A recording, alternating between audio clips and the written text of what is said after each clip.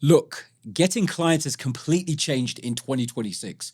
I'm sure you've seen coaches who were doing well before, but now they are chasing and struggling to get clients, while it seems like other coaches are effortlessly signing up tens and tens of clients every single month. And if you've been online lately, you've no doubt heard of looks maxing, maybe sleep maxing. Well, I'm going to introduce you to client maxing. And this is the difference that the successful coaches are making. And in this video, I'm going to show you the major psychological shifts that have taken place in the market and how you need to adapt if you want to start client maxing too.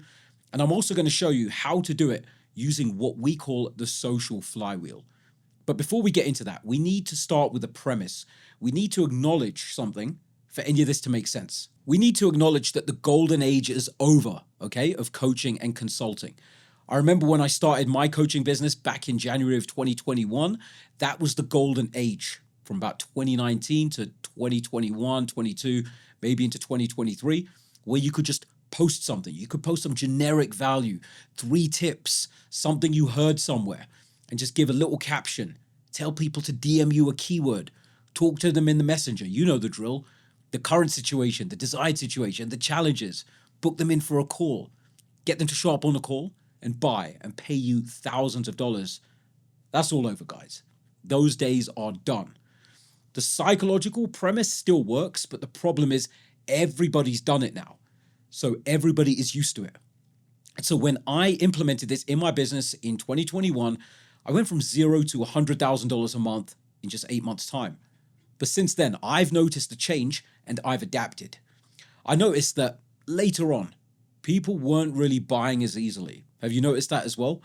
They took longer to make a decision. People might have started ghosting, objections. People were more skeptical. They were shopping around.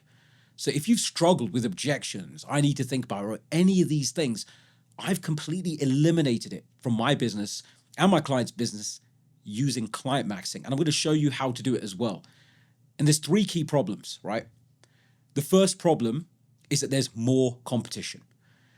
It seems like everybody is a bloody coach nowadays. Don't you feel that way?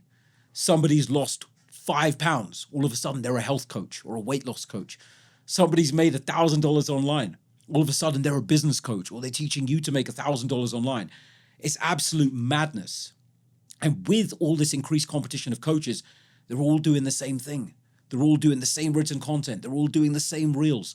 They're all copying the same hooks. Even some of them are even copying word by word. And now even with this AI content, it's just got completely out of hand. Millions of reels are posted daily. And I read a statistic somewhere that 4.2 billion reels are consumed and shared daily. How are you supposed to compete with that? And people's attention spans as a result of this are lower. If you look at your analytics, you'll see people can't even consume 1 or 2 seconds without scrolling. So how can you compete with that? You can't. So the solution is to use depth instead.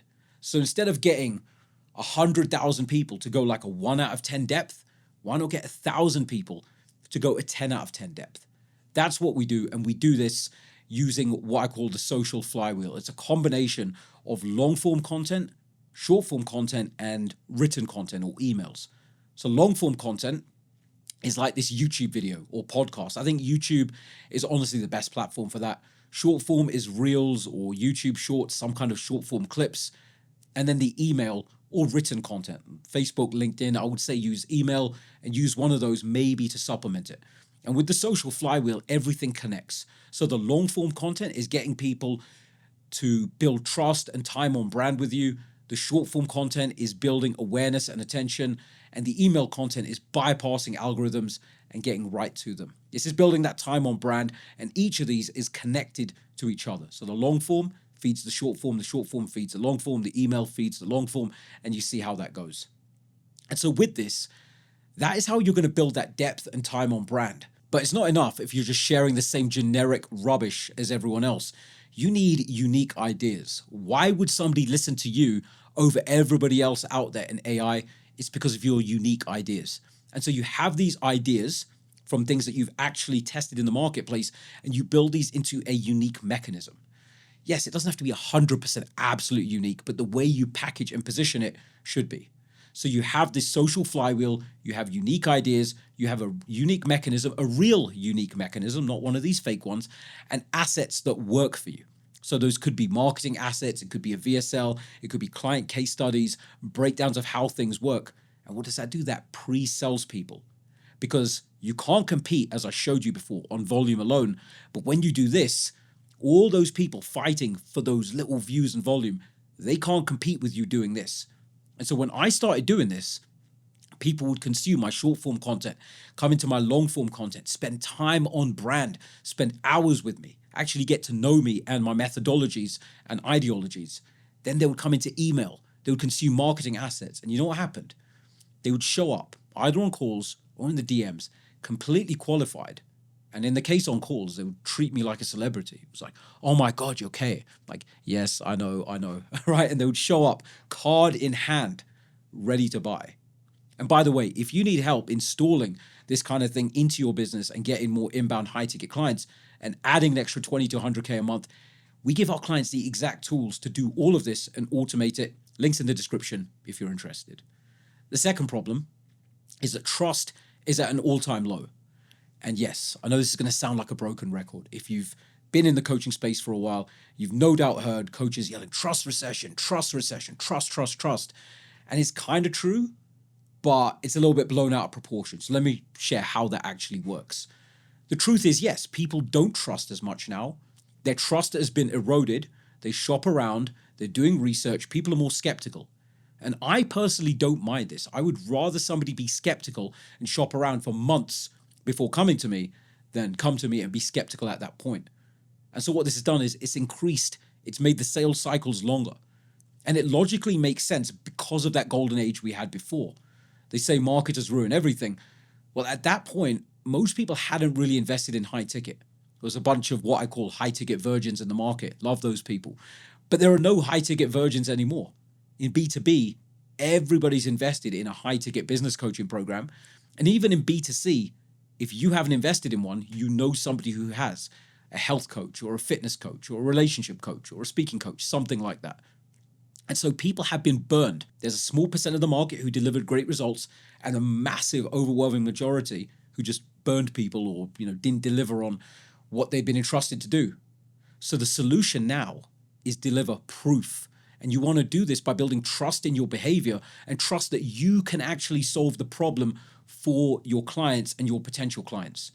And proof comes from sharing your results and your clients' results.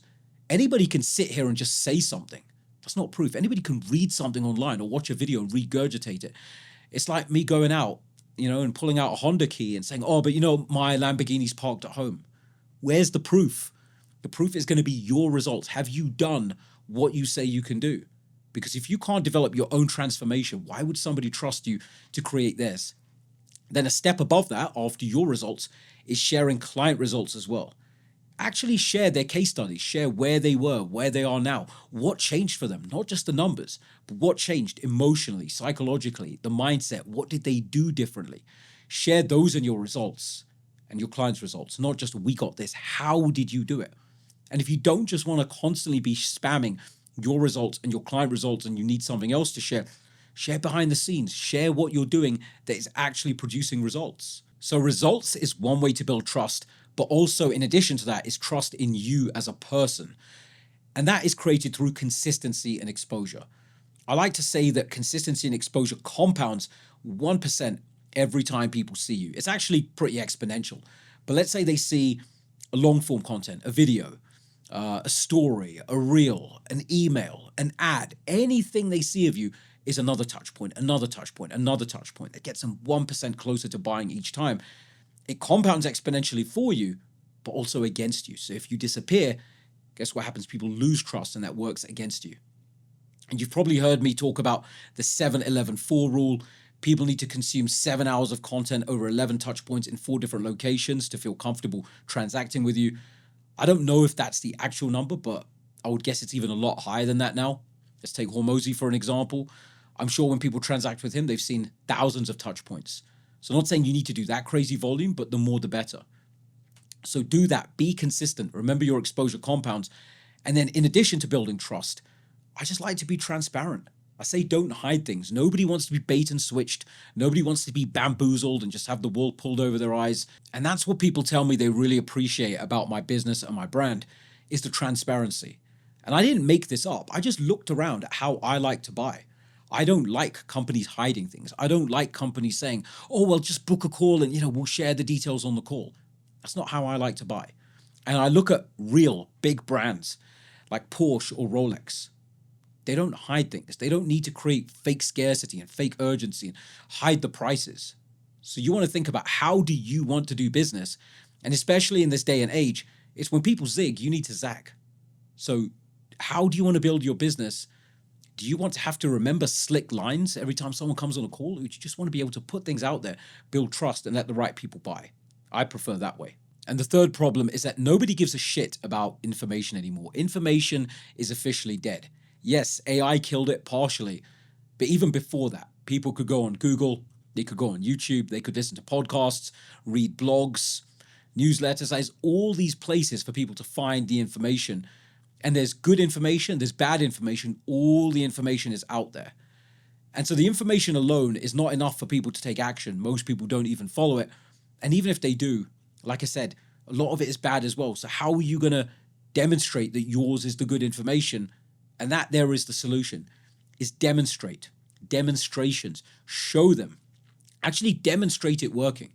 Give them the answers. Show them the stuff working. That could be a visual breakdown. It could be a live demonstration. It could be giving away the answers. It could be walking them through a sheet.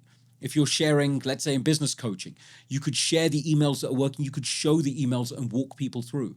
Or if you're working with a client, you could have a client next to you, take them through with the client and share the journey. When you do that demonstration, people can see it working. It ties into the last point about building trust as well. And guess what? If people follow that, they can get results in advance. That's what I love the most, and that's what I like to do in my content. When you get them results in advance, who do you think they're going to go to when the time comes for them to spend money? So let's say you're watching this video and you're not just watching it with some popcorn, but you're actually implementing it. You're implementing the social flywheel. So you're creating the marketing assets. You are implementing long form content, short form content derived from that. You're creating emails. You're linking them all together and you get results. What are you going to do? You're probably going to come back and pay the person who shared that information with you. So to do all this in your business, I'll give you the recap in just a couple of sentences. Be consistent, stick to your word. Post all three content formats, long form, short form, email, and start showing some proof. Develop the social flywheel, help people get results in advance, and be transparent. And when you've done all this upfront work, you'll get easier closes and people who actually want to buy, not people that you need to convince, and you will stand above everybody else in the market, especially in this era. And if you're anything like me, you're only interested in working with the right people, not convincing people or fighting objections. So if that is you, watch this video next where I've broken down exactly how I get people to buy without any objections and why me and other real businesses completely refuse to handle them altogether.